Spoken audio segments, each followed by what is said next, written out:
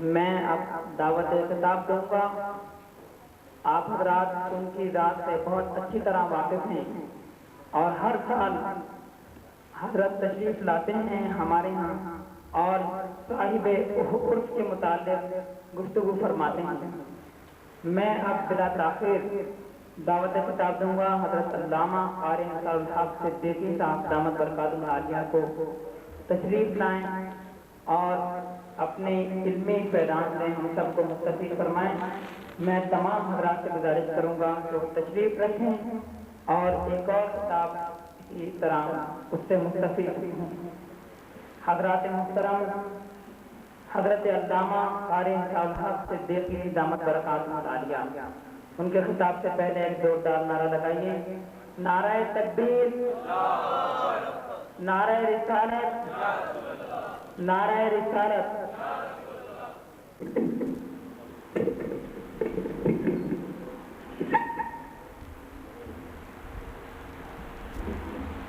أعوذ بالله من الشيطان الرجيم. بسم الله الرحمن الرحيم.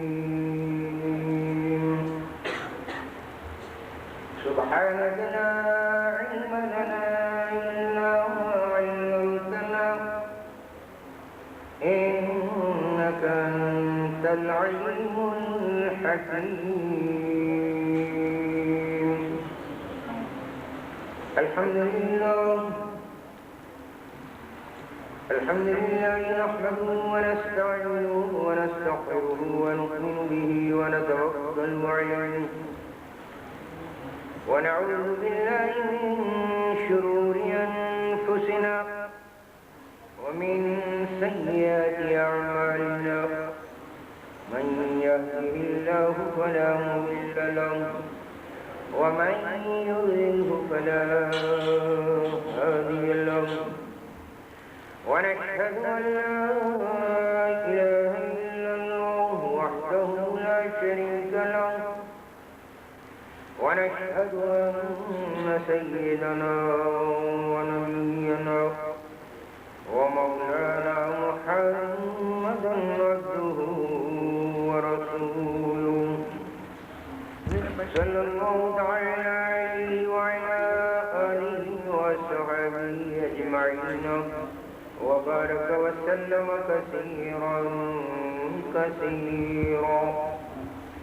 أما بعد فقد قال الله تبارك وتعالى في كلامه العظيم وفرقانه القديم. فأعوذ بالله من الشيطان الرجيم. بسم الله الرحمن الرحيم. إن الذين آمنوا وعملوا الصالحات أولئك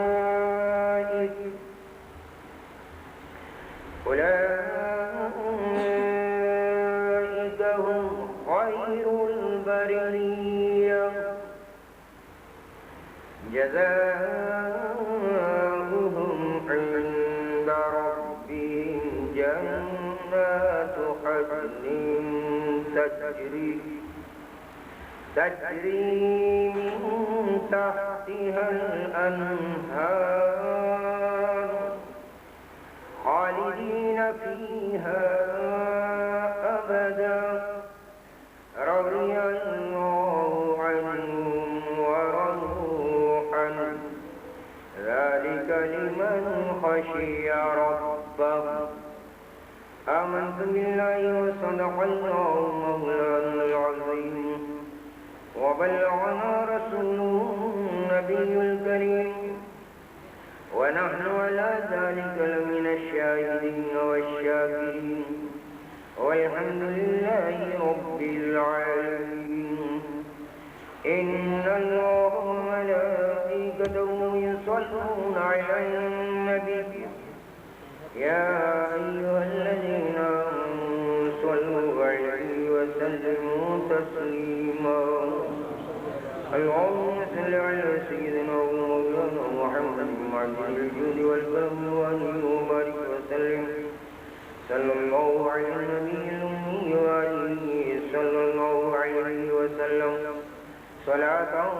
وسلام عليك يا رسول الله.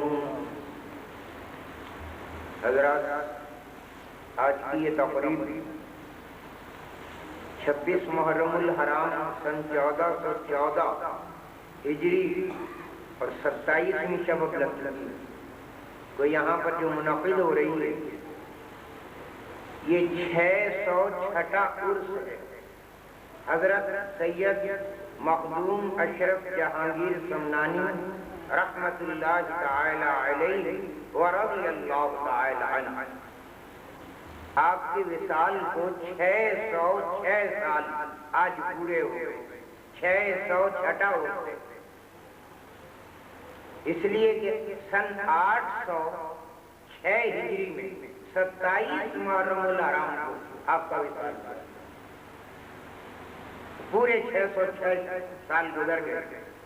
اس عرصے میں دنیا میں بڑے بڑے بادشاہ گزرے، دنیا ان کے ناموں کو بھول چکی ہے، پتا بھی نہیں. بڑے بڑے عمراء، رؤساء، وزراء، سفراء، بڑی بڑی ہستیاں گزری، دنیا پتہ ہی انہیں بھول چکی ہے اور ان کی بات ایسی ہے لوگوں کو اپنے دادا اور پرداداؤں کا ہی کرتے. لیکن اتنا زمانہ مدت مدید گزر گئی اور اس کے باوجود بھی ان کی یاد تازہ ہے. یہ اس لیے کہ اللہ تبارک و تعالی انہیں زندہ رکھنا چاہتا ہے. بات یہ ارشاد باری ہوتا ہے ان الذین آمنوا وعملوا الصالحات اولئک هم خیر البریہ. بے شک وہ لوگ جو ایمان لائے اور انہوں نے نیک عمل کیے. اس لیے کہ ولی کی دو ہی نشانیاں ہیں جو قرآن پاک نے بیان فرمائی، ایمان اور عمل صالح. الذین آمنوا وکانوا یتقون، یہ سورہ یونس کی 63ویں آیت ہے. 62ویں آیت تو یہ الا ان اولیاء اللہ لا خوف علیہم ولا هم یحزنون. یہ سورہ یونس کی 62ویں آیت ہے. اس میں اولیاء کرام کی تعریف کی گئی اور 63ویں آیت میں ان کی شناخت کرائی گئی. الذین آمنوا وکانوا یتقون. کون ہوتے ہیں ولی؟ وہ جو ایمان لائے اور انہوں نے تقوی اختیار کیا. اور تقوی بغیر عمل صالح کے نہیں ہوتا. تو یہاں اللہ تبارک و تعالی اپنے اولیاء کے لیے فرما رہا ہے ان الذین آمنوا وعملوا الصالحات، بے شک وہ لوگ جو ایمان لائے اور انہوں نے نیک کام کیے، اولئک هم خیر البریہ، وہ مخلوق میں بہترین ہے. بریہ مخلوق، جبکہ کافروں کو شر البریہ اس سے پہلے والی آیت میں اللہ نے فرمایا، یعنی کافر بدترین مخلوق ہے. اللہ تعالیٰ نے کافروں کو بدترین مخلوق فرمایا اور اولیاء کرام کو، مومنین صالحین کو بہترین مخلوق فرمایا. پھر اس کے بعد ان کی جزا بیان فرمائی، ذالک جزاؤہم عند ربہم، ان کی جزا ان کے رب کے پاس. اور وہ کیا ہے؟ جنات. جنت کی جمع ہے جنات. جنت کے لغوی معنی ہیں گھنا باغ. ایسا گھنا باغ جس میں ایسے درخت ہوں کہ پورے درخت پر سایہ کیے ہوئے ہوں اور سورج کی روشنی زمین پر نہ آتا. ایسے گھنے باغ کو جنت لغوی معنی. وہ تو اصطلاحی معنی، وہ جنت جو ایک مقام ہے. لغوی معنی گھنا باغ. ان کے لیے جنتیں ہیں، جنات عدن، بسنے والی جنتیں. آدمی بستا تو دنیا میں بھی ہے لیکن یہاں کا بسنا عارضی ہے اور آخرت کا بسنا دائمی ہے. اس لیے لفظ عدن استعمال فرمایا جہاں ہمیشہ بسے رہیں گے، کہ وہاں کا بسنا کبھی چھوٹے گا نہیں. جنات عدن، بسنے کے بعد تجری من تحتها الانہار، جس کے نیچے نہریں بہ رہی ہیں. خالدین فیہا ابدا، وہ اس میں ہمیشہ رہیں گے. رضی اللہ عنہم ورضوا عنہ، یہ جو ہم اولیاء کرام کو کہتے ہیں رضی اللہ عنہ، حضرت سید اشرف جہانگیر سمنانی رضی اللہ عنہ، تو بعض لوگ چیمبا جبی ہو جایا کرتے ہیں، یہ تو صحابہ کرام کے لیے خاص ہے، یہ بتائیے انہوں نے اولیاء کرام کو بھی رضی اللہ عنہ کہنا شروع کر دیا۔ اگر قرآن پاک پڑھتے تو اولیاء کرام کے رضی اللہ عنہم کہنے پر کبھی چیمبا جبی نہ ہوتے، اس لیے کہ یہاں تخصیص نہیں ہے صحابہ کرام، الذین آمنوا وعملوا الصالحات کے زمرے میں جو بھی آ جائے وہ رضی اللہ عنہ ورضوا عنہ کے زمرے میں آتا ہے، اللہ ان سے راضی اور وہ اللہ سے راضی۔ ذالک لمن خشی ربہ، اور یہ اس کے لیے ہے جو اپنے رب سے ڈر گیا۔ گویا اللہ تبارک و تعالیٰ نے آخر میں ان کے خشیت رب کی دلیل دی کہ یہ ہیں اللہ سے ڈرنے والے۔ حضرات کرام، آدمی کو جس چیز کی لت پڑ جائے نا، اس کا چھوٹنا بڑا مشکل ہوتا ہے۔ آپ یہ دیکھیے، وزیر کو وزارت کا چسکا پڑ جائے تو پھر وہ وزارت چھوڑنے کے لیے تیار نہیں ہوتا، امیر کو عمارت کا چسکا پڑ جائے تو وہ عمارت چھوڑنے کے لیے تیار نہیں ہوتا، صدر کو صدارت کا چسکا پڑ جائے وہ صدارت کی کرسی چھوڑنے کے لیے تیار نہیں ہوتا، وزیر اعظم کو وزارت عظمیٰ کا چسکا پڑ جائے تو وہ ہر حال میں اپنی کرسی قائم رکھنا چاہتا ہے۔ لیکن یہ اللہ کا ولی آج جس کا ہم عرس منا رہے ہیں، اس نے باوجود اس کے کہ شہنشاہیت کا مزہ چکھا ہے اور اس کے بعد پھر اسے چھوڑا ہے۔ یہ بہت بڑا وقت ہے، اپنے وقت کا شہنشاہ بادشاہ ہو اور پھر 15 سال تک بادشاہی کر چکا ہو، بادشاہی کی لذت اٹھا چکا ہو، بادشاہی عیش و آرام سے لطف اندوز ہو چکا ہو، اور اس کے بعد پھر بکری اختیار کرنے، یہ بہت بڑی بات، یہ معمولی بات نہیں۔ آپ کی ولادت جو ہے حضرت سید اشرف جہانگیر سمنانی صاحب العرس رضی اللہ تعالی عنہ، آپ کی طرف پوری 100 سال کی عمر، وصال تو ہے آپ کا 608 ہجری میں اور 806 ہجری میں، 608 نہیں 806 ہجری میں، اور جبکہ آپ کی ولادت جو ہے وہ 706 ہجری میں، اور 25 سال کی عمر تک مسند شہنشاہی پر آپ رہے۔ لوگ ساری رات سو رہے ہیں اور آپ سوچ رہے ہیں کہ کہیں ایسا تو نہیں ہے کہ میری رعایا میں کوئی بھوکا سو گیا۔ صحیح بادشاہ وہی ہوتا ہے کہ جو اپنی رعایا کی خبرداری کرے۔ عمر فاروق اعظم رضی اللہ تعالیٰ عنہ کے قدم پر ہیں کہ عمر فاروق اعظم رضی اللہ تعالیٰ عنہ نے فرمایا تھا کہ اگر دریائے دجلہ کے کنارے ایک کتا بھی اگر بھوکا مر جائے گا تو قیامت کے دن عمر کو اس کا بھی جواب دینا پڑے گا۔ عمر فاروق اعظم کی سنت ادا کر رہے ہیں، گھر گھر رات کو جا رہے ہیں، تجسس سے حال کر رہے ہیں کہ میری رعایا میں کوئی دکھی تو نہیں ہے۔ عمر فاروق اعظم کا واقعہ ہے، آپ ایک رات کو اپنے خادم اللہ کو ساتھ لے کر گھوم رہے ہیں اور روز رات کو ہوا کرتے ہیں۔ ایک گھر سے کچھ روشنی دھندلی سی نظر آئی اور کچھ بچوں کے رونے کی آواز، بچوں کے رونے کی آواز۔ اپنے ساتھی اپنا سے کہا ذرا رک جاؤ، دیکھیں یہ معاملہ کیا ہے۔ وہاں جا کر دروازے سے کان لگا کے کھڑے ہو گئے، بچے رو رہے ہیں اور وہ کہہ رہے ہیں ماں آخر یہ ہماری ہڈیاں کب پکے گی؟ اتنی دیر ہو گئی ہڈیاں چڑھے ہوئے چولہے پر، دیکھا کہ آگ جل رہی ہے، جہاں کا آگ جل رہی ہے چولہے میں ہنڈیاں چڑھی ہوئی ہے، اور بچے بار بار کہہ رہے ہیں بھوک سے ہماری جان نکل رہی ہے، امی ہمیں کچھ کھانے کے لیے دیجیے، آخر یہ ہنڈیاں کب پکے گی؟ ایک بچہ کہہ رہا ہے یا اللہ ہماری ہنڈیاں تو جلد پکا دے تاکہ ہمیں کچھ کھانے کو ملے۔ عمر فاروق اعظم رضی اللہ تعالیٰ عنہ بے تاب ہو گئے کہ وہ کیوں اس گھر میں بچے بھوکے ہیں، دروازے کو جو دھکا دیا تو وہ کنڈی اندر سے لگی ہوئی نہیں تھی، کھل گیا، نقاب ڈالے ہوئے تھے چہرے پر، ایک دم اندر مائیں اپنے ایک ساتھی کے داخل ہو گئے۔ عورت نے جو ایک اجنبی کو دیکھا گھبرا گئی، تم کون ہو، کیوں آ گئے بغیر اجازت کے گھر؟ کہا بہن میں اپنے مقصد عزیز کی خاطر یہاں سے گزر رہا تھا، میں نے تمہاری اور تمہارے بچوں کی دردناک گفتگو سنی، میں اصل معاملہ معلوم کرنے اندر آ گیا۔ کہ میں جاؤ اپنی راہ لو، تمہیں کیا ضرورت ہے دوسروں کے معاملات میں داخل دینے کی؟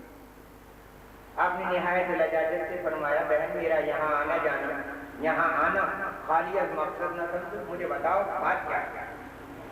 تو اس عورت نے جو پہلا جملہ کہا وہ یہ کہا مجھے امیر المومنین عمر سے شکایت ہے، مجھے امیر المومنین عمر سے شکایت ہے، خدا اس کا بھلا نہ کرے، خدا اس کا بھلا نہ کرے۔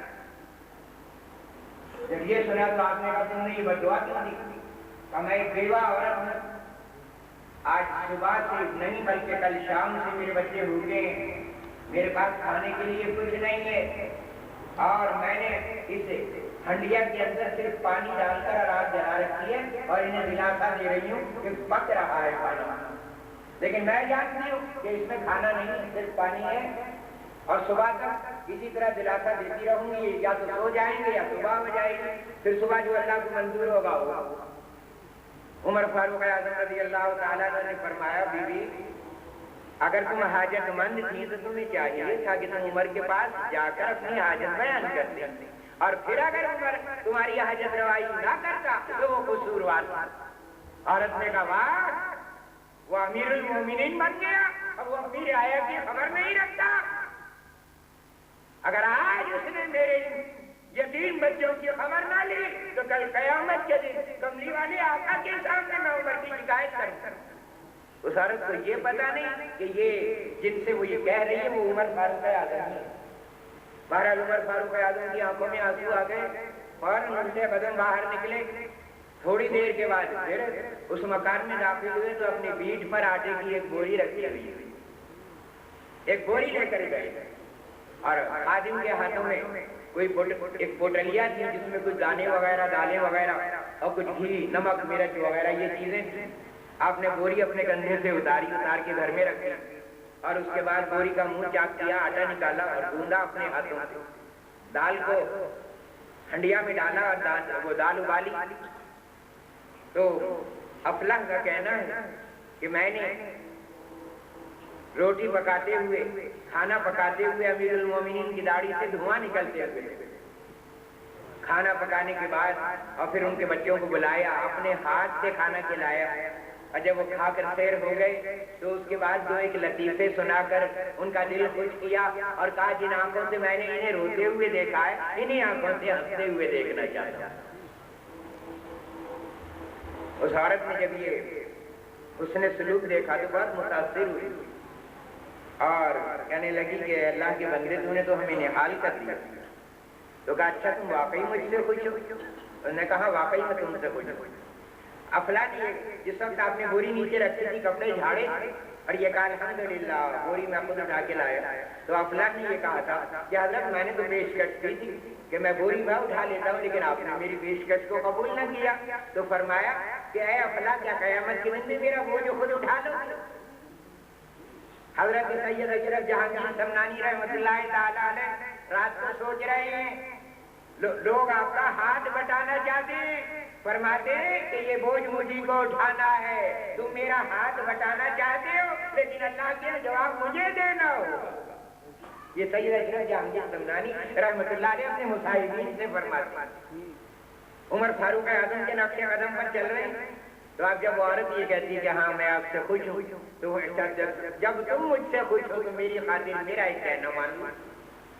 آپ کچھ کہتے ہیں میرا کہنا کہ عمر سے جو تکلیف تمہیں پہنچی ہے وہ معاف کر دو عمر کی ذات سے، اور دیکھو آواز بھرا جاتی ہے اتنا کہتے ہوئے کہ دیکھو بی بی کل قیامت کے دن کملی والے آقا کے سامنے عمر کی شکایت دیکھا آپ کہ جتنا اونچا مقام ہے اتنا زیادہ خشیت اور خوف الہی بھی ہے، یہ بھی ہے۔ کبھی بھی یہ وعدہ میری خاطر سڑک پہ بڑا تعجب ہوا کہ تمہیں آخری اپنی پاسداری کیا ہے عمر کی، تم کیا لگتے ہو عمر، یہ بتاؤ تمہیں کیا پاسداری؟ کبھی بھی پہلے کہو کہ میں نے معاف کیا، پھر میں بتا دوں گا، میں کیوں پاسداری کر رہا ہوں۔ کہا اچھا تمہاری خاطر میں نے عمر کا قصور معاف کیا، لیکن یہ دعا ضرور دوں گی کہ اللہ تعالیٰ اسے امیر المومنین کے عہدے سے ہٹائے اور تمہیں اس کی جگہ بٹھائے، تم اس قابل۔ جب یہ کہا تو آپ نے فرمایا اتنا بڑا اور خاص کر حکومت کا جذبہ، لیکن سبحان اللہ حکومت کو چھوڑنا یہ کوئی معمولی بات نہیں تھی، آپ نے حکومت پر لات ماری، اور جب گوشہ نشینی اختیار کر لی تو حضرت خضر علیہ السلام آپ کے پاس آئے، اور آنے کے بعد کہا دیکھو اے اشرف، اول تو یہ یاد ہے کہ نام ہی آپ کا اشرف ہے، سب سے پہلے اشرف نام جو اللہ نے عطا فرمایا وہ آدم علیہ السلام کو اشرف المخلوقات، یاد رکھیے حضرت انسان کو پہلا لقب جو اشرف ہے وہ آدم علیہ السلام کا ہے، کہ وہاں ملائکہ بھی موجود تھے جو نوری مخلوق ہے، جنات بھی تھے اور جنات کا سردار شیطان بھی تھا، لیکن ان سب سے اشرف اگر بنایا، فرشتوں سے اشرف، جنات سے اشرف، جمادات سے اشرف، نباتات سے اشرف اور 18,000 عالم عوالم سے اشرف اگر بنایا تو آدم علیہ السلام کو بنایا۔ نام جو رکھا جاتا ہے نا، اس نام کی بھی تاثیریں ہوا کرتی ہیں، اسی بات سے نام میں معنویت کا ضرور خیال رکھنا چاہیے، اوٹ پٹانگ نام نہیں رکھنا چاہیے۔ سرکار دو عالم صلی اللہ علیہ وسلم نے بہت سے لوگوں کے نام تبدیل کیے جن کے معنی اچھے نہیں تھے۔ اللہ تعالیٰ کو اشرف بنانا تھا اپنے پورے زمانے کے لیے، انہیں اپنے وقت کا اشرف بنانا تھا تو نام ہی اشرف رکھا۔ یہ وہی ہے کہ جب سمنان کا ایک دروازہ ہے باب سمرقند، اور وہ مغرب کے وقت بند کر دیا جاتا ہے اس لیے کہ کچھ وارداتیں ہو چکی ہیں، تاتاری آتے ہیں جو مغرب سے پہلے سمنان میں داخل ہو جاتے ہیں، لوٹ مار کرتے ہیں، تیز رفتار گھوڑوں پر واپس چلے جاتے ہیں، یہ وارداتیں پکڑی جاتی ہیں تو اب مغرب کے وقت دروازہ بند کر دیا جاتا ہے۔ ایک دن دروازہ بند ہے، ایک 70 یا 80 سال کا بوڑھا شخص آواز لگا رہا ہے، بادب باملاحظہ ہوشیار اشرف زمان شہنشاہ دورہ تشریف لا رہے ہیں۔ وہ سنتری دروازے پر وہ سوچتا ہے مجدور کی بڑے کوئی اپنے آپ چپ ہو جائے گا، اپنے آپ چپ ہو جائے گا، لیکن وہ آواز تیز ہوتی چلی جاتی ہے تو اب اسے توجہ دینی پڑتی ہے۔ دیکھا یہ ہے کون؟ معلوم ہوا کہ حضرت ابراہیم مجذوب رضی اللہ تعالیٰ عنہ، یہ وہ بزرگ ہیں کہ جنہوں نے سید اشرف جہانگیر سمنانی رحمت اللہ تعالیٰ علیہ کی ولادت سے 3 ماہ پہلے چرچا مچا دیا تھا کہ اللہ کا ایک ولی دنیا میں آنے والا ہے۔ اور یہ یاد رکھیے یہ اللہ والوں کی صفت ہے کہ اللہ تعالیٰ انہیں غیب کا علم عطا فرما دیا کرتا ہے۔ مولانا جلال الدین رومی رحمت اللہ تعالیٰ علیہ فرماتے ہیں کہ بندگانے خاص علام الغیوب در جہاں جانے جوا سیس القلوب، اللہ تعالیٰ جو علام الغیوب ہے اس کے جو خاص بندے ہیں وہ اس عالم میں لوگوں کے دلوں کے جاسوس ہوتے ہیں کہ تمہارے دلوں میں کوئی وسوسہ آیا، کوئی خطرہ آیا، اور اللہ والے پر منکشف یہ بات فرماتے ہیں کہ اے اشرف، جس طرح ایک سلطنت میں 2 بادشاہ نہیں رہ سکتے، اسی طرح ایک بادشاہ 2 سلطنتوں کا نظام نہیں سنبھال سکتا کہ بیک وقت دنیاوی سلطنت کو بھی سنبھالے اور اخروی سلطنت کو بھی سنبھالے۔ لہذا اے اشرف، اب تمہیں جس مقصد کے لیے پیدا کیا گیا ہے اسی طرف متوجہ ہو جاؤ۔ حضرت خضر علیہ السلام آ کر حضرت سے فرماتے ہیں وہاں حالت اعتکاف اجرے میں آ کر، اے اشرف تمہیں جس مقصد کے لیے پیدا کیا گیا ہے چھوڑو اس حکومت کو، چنانچہ آپ اپنے بھائی عارف کے سپرد کرتے ہیں حکومت۔ اور والدہ سے فرماتے ہیں حضرت خضر علیہ السلام نے مجھے ہندوستان جانے کا حکم دیا ہے۔ والدہ صاحبہ فرماتی ہیں بیٹا میں تو آج کے دن کی منتظر تھی، اس لیے کہ تمہارے نانا نے تو جب میری شادی نہیں ہوئی تھی اسی وقت فرما دیا تھا بیٹی تیرے بدن سے ایک ولی کامل ہوگا جس کا شعلہ مشرق سے مغرب تک ہوگا. نانا نے بھی خبر دی. میں تو آج کے دن کی منتظر تھی. بیٹا جاؤ اور اللہ نے تمہیں جس مقصد کے لیے پیدا کیا ہے اس مقصد عزیز کی طرف قدم بڑھاؤ. اللہ تعالیٰ قدم قدم کر تمہاری نصرت و حمایت کرے. جب چلنے لگے والدہ سے اجازت لی تو ایک صافہ نکالا اور کہا یہ میرے والد گرامی نے دیا تھا اور کہا تھا کہ جب بیٹے کو رخصت کرو اس کے سر پر رکھ دینا. بیٹا یہ تمہاری نانا کا عطیہ ہے, یہ میں تمہارے سر پر رکھتی ہوں اور تمہیں اللہ کے سپرد کرتا ہوں. لیکن میری ایک تمنا ہے کہ تم 15 سال تک مسند شہنشاہی پر بیٹھے ہو, لہٰذا یہاں سے سادے طریقے سے نہ جاؤ. تقریباً 12,000 سپاہی آپ کے ہمراہ کیے گئے اور کہا یہ تمہیں دور تک چھوڑ کر جائیں گے. پھر اس کے بعد تم جائے ان کو رخصت کر دیا. آپ نے والدہ کی بات کا احترام کیا اس لیے کہ میرے آقا کا بھی فرمان ہے الجنت تحت اقدام امہاتکم, جنت تمہاری ماؤں کے قدموں کے نیچے ہے. آپ یہ دیکھیے جتنے بزرگان دین گزرے آپ دیکھیں گے انہوں نے اپنے والدین کا بڑا احترام کیا, بڑا احترام کیا ہے. اور کیونکہ قرآن پاک کی تعلیم یہی ہے کہ ولا تقل اف لهما ولا تنهرهما وقل لهما قولا کریما. خبردار اپنے والدین سے جھڑک کر بات نہ کرنا, خبردار ان کے سامنے اف تک نہ کرنا اور ان سے ہمیشہ لجاجت سے قول کریم نرم بات. وقل لهما قولا کریما. ایک جگہ فرمایا اسی قریب وقل رب ارحمهما كما ربياني صغيرا. اولاد پر لازم ہے کہ وہ ہمیشہ اپنے والدین کے لیے اللہ سے رحم کی درخواست کرے. اے میرے رب میرے والدین پر رحم فرما جیسا کہ انہوں نے مجھ پر رحم فرمایا جب میں چھوٹا تھا. كما ربياني صغيرا, مجھے پروان چڑھایا. یہ اللہ والی شریعت کے پورے پابند ہوتے ہیں. قرآن پاک پر پورے طور پر ان سے بڑھ کر کوئی عمل کر کے نہیں دکھاتا. والدہ کی وجہ سے اور طبیعت آپ کی نہیں چاہ رہی کہ میں اسے شان و شکوہ کے ساتھ اور پھر سرنام سے نکلوں. آپ بالکل سادے طریقے سے نکلنا چاہتے ہیں محض والدہ کی بات کو پورا کرنے کے لیے. ماں اگر آپ یہ کہہ رہی ہیں تو ٹھیک ہے مجھے منظور ہے. اگر کہ میری طبیعت نہیں چاہ رہی تھی میں بالکل سادہ طریقے سے یہاں سے جانا چاہ رہا تھا کیونکہ میں نے فقیری اختیار کی. فقیر کی یہ شان نہیں ہے کہ وہ شان و شکوہ کے ساتھ جائے, لیکن آپ کی تمنا ہے اس لیے آپ کی بات نہیں چاہتا. 12,000 سپاہی ساتھ لیے وہاں سے ماورا النہر تک آئے. ماورا النہر سے بخارا اور بخارا سے سمرقند. جب سمرقند آ گیا اب آپ نے جتنا ساز و سامان ان کے ساتھ تھا وہ سب خیرات کیا اور ان سب سے کہا بات. اور آپ نے جو ملتان کے قریب ہے وہاں کا رخ کیا. اب دیکھیے سفر میں ہیں اور سفر میں جماعت ترک ہو جانے کا اکثر امکان ہوتا ہے, لیکن آپ کے ہمراہ کچھ آپ کے خادمین ہیں. آپ جنگل میں جہاں نماز کا وقت ہو رہا ہے باجماعت نماز ادا کر رہے ہیں. یعنی جب سے آپ چلے سفر میں کوئی نماز بلا جماعت ادا نہیں. نماز کے اتنے پابند اور جماعت کے اتنے پابند. جب کچھ شریف میں پہنچتے ہیں تو مخدوم جہانیہ جہاں گش رضی اللہ تعالیٰ عنہ بیٹھے ہوئے اپنے مریدین میں اور اپنے متوسلین متقدین میں اولیاء کرام کا تذکرہ فرما رہے تھے کہ اولیاء کرام اللہ کے لیے بڑی بڑی صعوبتیں برداشت کرتے ہیں, بڑے بڑے لمبے سفر کیا کرتے ہیں اور ان سفروں میں وہ تکالیف بھی اٹھایا ہے.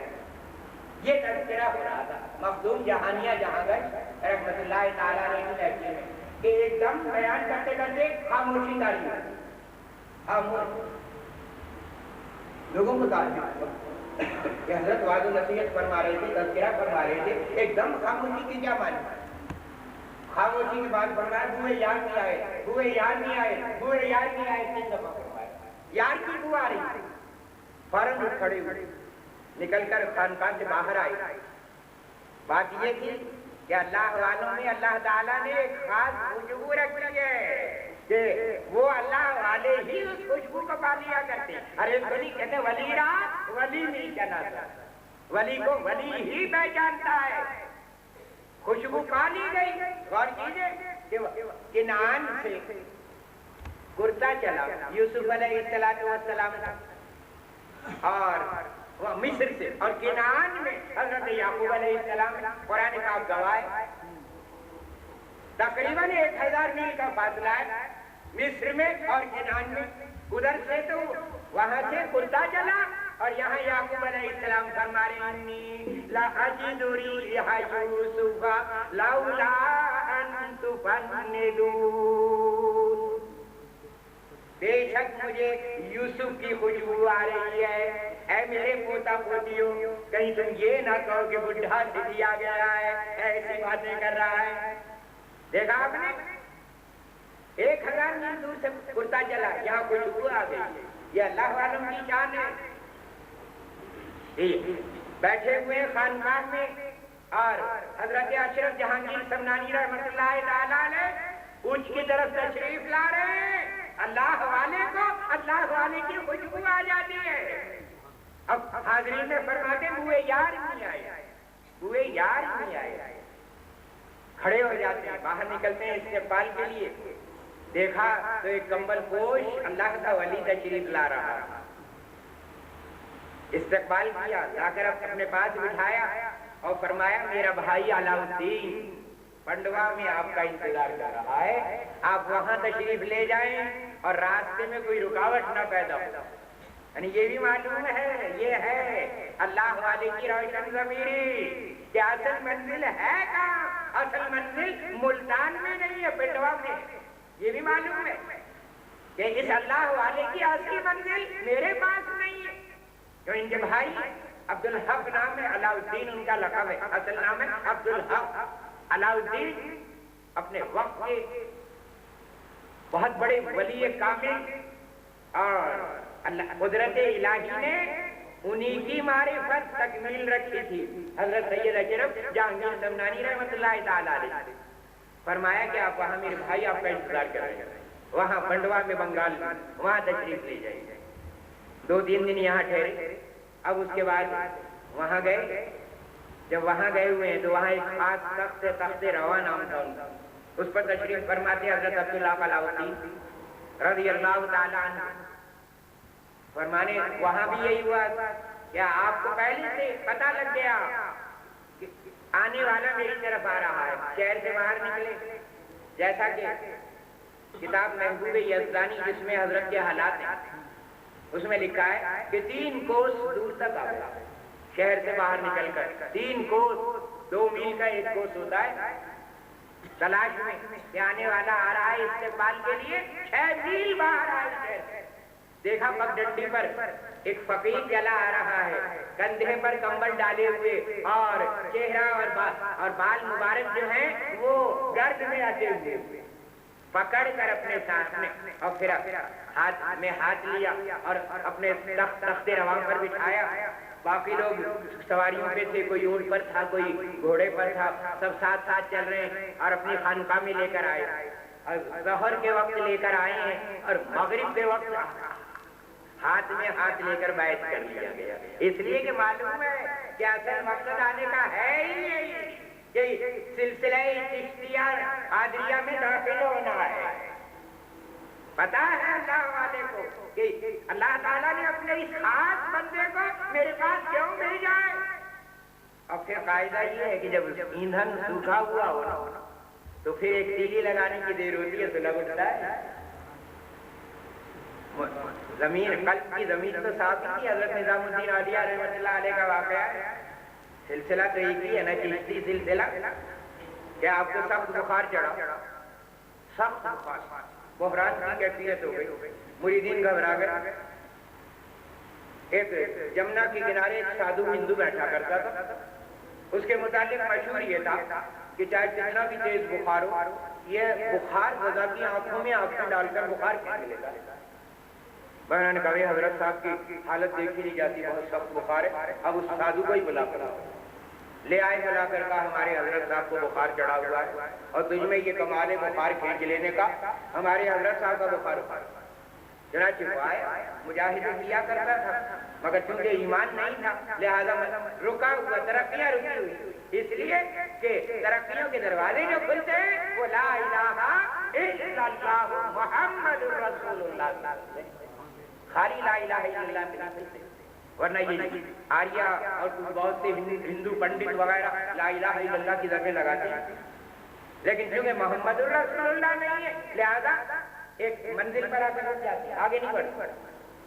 تو مجاہد اس نے بھی کافی کیے ہوئے، خیر وہ لایا، لے کر آئے مریدین حضرت نظام الدین اولیاء رحمۃ اللہ علیہ کے پاس، اور کبھی حضرت صاحب کا بخار کیا، اس نے آنکھوں میں آنکھیں ڈالی اور اپنا عمل کیا، جو بھی تھا بخار اتر گیا، حضرت ہوش میں آ گیا، فرمایا بھائی یہ بتا سادھو سے کہ یہ تیرے اندر یہ کمال کیسے پیدا ہوا کہ تو آنکھوں میں آنکھیں ڈالتا ہے تو بخار کھینچ لیتا ہے، یہ بتا یہ تیرے اندر کمال کیسے پیدا ہوا؟ تو اس سادھو نے یہ کہا حضرت یہ کمال میرے اندر جو پیدا ہوا ہے یہ نفس امارہ کی مخالفت سے پیدا ہوا ہے کہ میرا نفس جس چیز کی خواہش کرتا ہے میں ہمیشہ اس کے خلاف کرتا ہوں، میں نفس کی بات کبھی پوری نہیں ہونے دیتا، نفس کہتا ہے ٹھنڈا پانی پی تو میں گرم پلاتا ہوں، نفس کہتا ہے سو جا تو میں اور جگاتا ہوں، نفس کہتا ہے آرام کر تو میں اور محنت کرتا ہوں، میں ہمیشہ نفس کی مخالفت کرتا ہوں اور یہ نفس کی مخالفت نے مجھے باکمال بنا دیا۔ تو حضرت نے فرمایا نظام الدین اولیاء رحمۃ اللہ علیہ، تو بھائی اس کا مطلب تو یہ ہوا بقول تیرے کہ نفس کی مخالفت آدمی کو باکمال بنا دیا۔ کہا حضرت بالکل، کہا اچھا میں تسلیم کرتا ہوں تیری اس بات، رد نہیں کرتا، تسلیم کرتا ہوں۔ اب یہ بتا کہ اسلام قبول کرنے کو تیرا نفس کیا کہتا ہے، یہ بتا۔ اب بڑا گھبرایا کیونکہ یہ نفس مخالفت کر رہا ہے، بڑی دیر میں جواب دیا کہ حضرت سختی سے مخالفت کرتا ہے، میرا نفس مخالفت کرتا ہے اسلام قبول کرنے کی۔ فرمایا تو پھر اپنا ریکارڈ نہ توڑ، تو نے ابھی خود کہا ہے کہ جو کمال میرے اندر پیدا ہوا ہے وہ نفس کی مخالفت سے، یہاں بھی نفس کی مخالفت کر، یہاں بھی نفس کی مخالفت کر، تیرا نفس منع کر رہا ہے اور تو تیرا کہنا ہے کہ جو کمال میرے اندر ہے نفس کی مخالفت سے ہے لہذا یہاں بھی نفس کی مخالفت کر۔ اب سوچنے پر مجبور ہو گیا، سوچا بات سمجھ میں آ گئی، کہا اچھا حضرت ٹھیک ہے پڑھائیے کلمہ میں پڑھتا ہوں۔ آپ نے لا الہ الا اللہ محمد رسول اللہ جو پڑھا، جیسا ہی پڑھوایا جتنی رکاوٹیں تھی ساری دور ہو گئی، اور اب جو اس کی نگاہیں پہنچی ہیں تو اب معلوم ہوا کہ اتنے سال میں نے محنت کی تو کچھ بھی نہ پایا جو صرف ایک مرتبہ ایک بزرگ کے کلمہ پڑھانے میں پا لیا۔ زمین تو پہلے ہی صاحب نے مجاہدے کیے ہوئے تھا، آپ نے ولایت سے نواز دیا، ایک آن ولایت سے نواز۔ تو حضرت عبدالحق علاء الدین رحمت اللہ تعالی علیہ ظہر کے وقت ملاقات ہوئی، مغرب کے وقت آپ نے بیعت کیا، اب باطن تو پہلے ہی چمکا ہوا تھا، صرف نسبت کی ضرورت تھی۔ بھائی دیکھیے نا بلب آپ کا بالکل صحیح ہے، تار وار بھی سب صحیح ہے، صرف پلگ میں ساکٹ میں لگانا ہے، صرف کنیکٹ کرنا ہے اور بلب روشن ہوا ہی جاتا ہے۔ معاملہ تو سارا تیار تھا، صرف نسبت حاصل نہیں، ٹھیک نسبت حاصل ہو گئی، سبحان اللہ، پہلے ہی مجلہ تھا، قلب مزکا تھا پہلے ہی، اب تو سونے پر تو ہگے کا کام ہوا، اور نہایت اعلیٰ مقام پر اللہ تبارک و تعالیٰ نے آپ کے وسیلے سے پہنچا دیا۔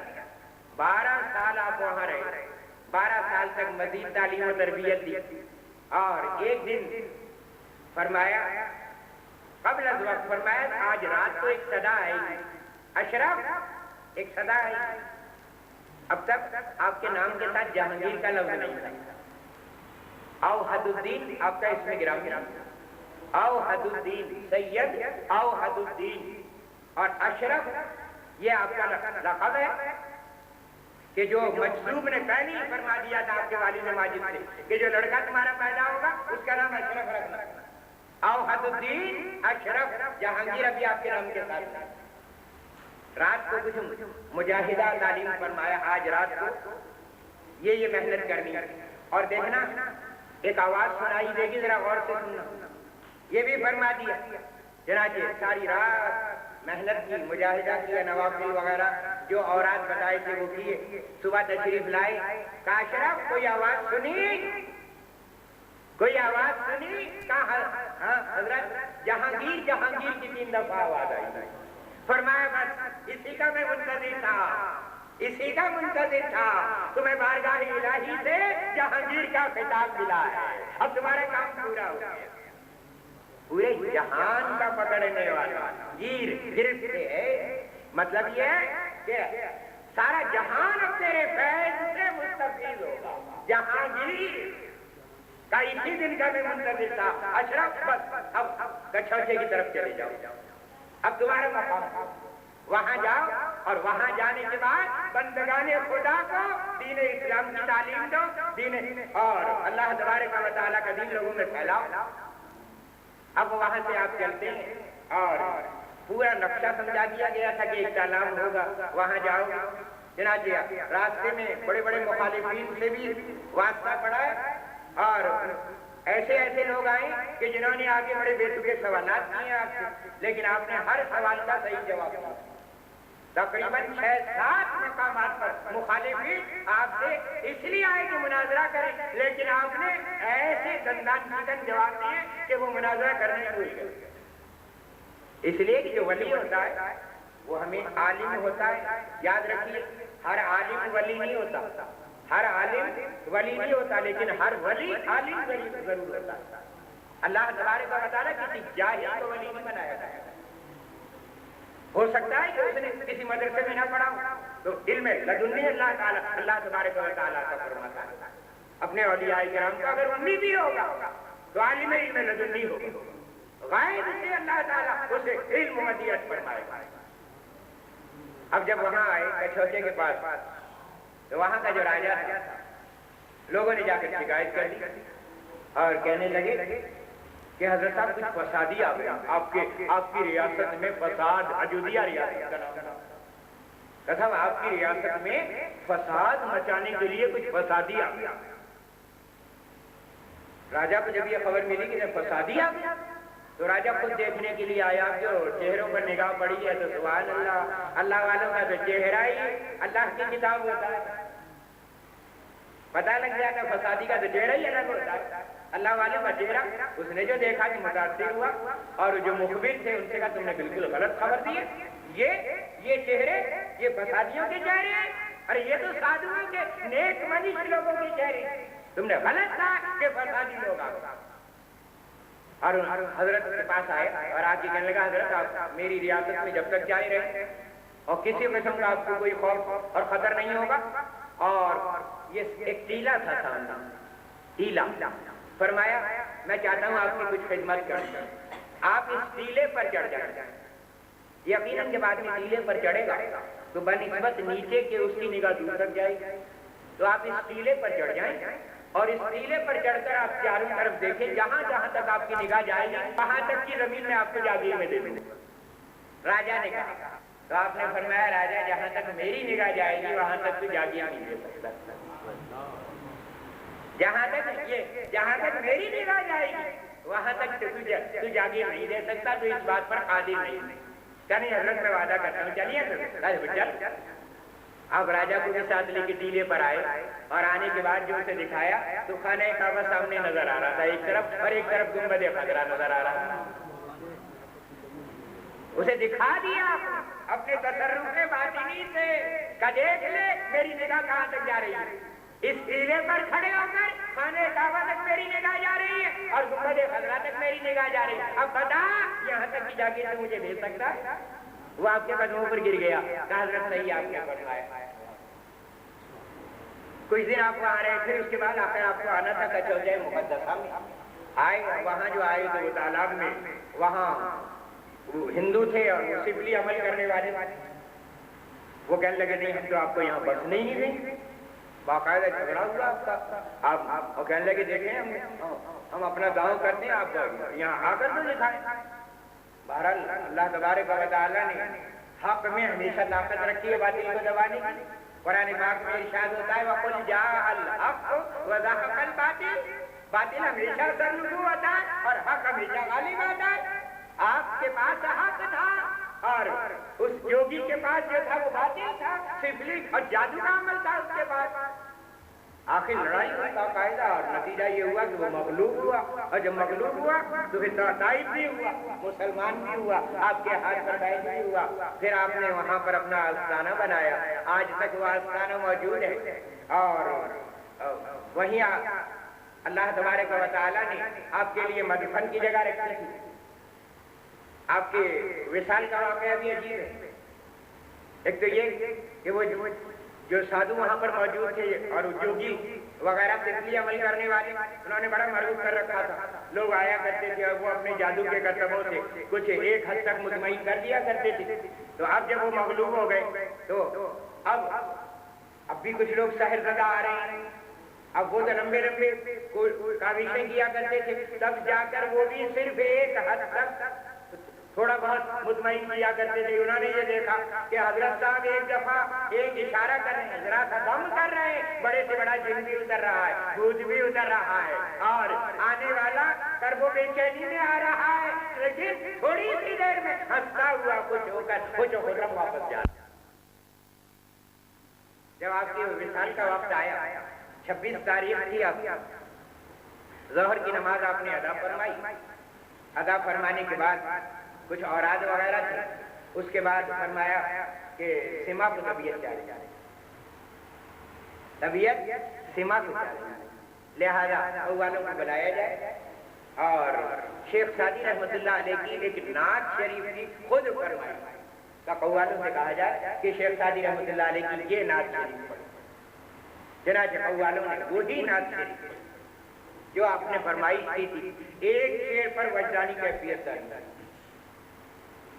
شیخ سعدی علیہ رحمت کی اس غزل نادیہ غزل کو جو پڑھا قوالوں نے تو کیفیت تاری ہوئی، اور اسی کیفیت میں اب جو قوال سے وہ بار بار پھر اسی کو دوبارہ لوٹا رہے ہیں۔ جب کیفیت ہوتی ہے تو پھر حکم یہی ہے کہ پھر آگے نہ بڑھا، اسی کو بار بار پڑھا۔ چنانچہ اسی کو بار بار پڑھا، اور اسی شعر کے سنتے سنتے آپ واصل باہر ہو گئے۔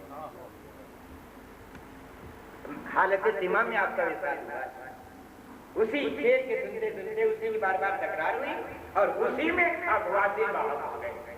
اور پھر اسی مقام پر یہ اللہ والوں کی خصوصیت ہے کہ وہ اپنی جگہ پہلے ہی بتا دیا کرتے ہیں کہ ہمیں یہاں دفن ہونا ہے، آپ نے پہلے ہی بتا دیا گیا تھا۔ پھر آپ کو اسی مقام پر سوچے کہ آج تک آپ کا وہاں مزار ہے کہ جو ہر خاص عوام کا زیارتگاہ بنا ہوا ہے، لوگ وہاں جاتے ہیں، اور وہ تو خیر کچوٹا مقدسہ ہے، اور اس سلسلہ میں پورے ہندوستان، پاکستان کیا مڈل ایسٹ میں اور افریقہ میں، امریکہ میں، لندن میں، ہر جگہ کہیں نہیں ہوگا جہاں آپ کے سلسلے کا کوئی بزرگ نہ ہوگا۔ اور وہاں تو جاتے ہی ہیں، جانے کے بعد بیمار اچھے ہوتے ہیں، اور یہاں جو ان کے خادم ہیں آج 600 سال کے بعد ان سے نسبت رکھنے والے، اور ان کے پاس جب آتے ہیں تو یہاں آ کر اپنے آزار کھو کر جاتے ہیں، آتے ہیں پر آزار اور جاتے ہیں بے آزار۔ یہ آپ کا فیض ہے اور رہے گا، اس لیے کہ وہ اللہ تعالیٰ سے اپنے آپ کو منسلک کر چکے ہیں، ان کے اندر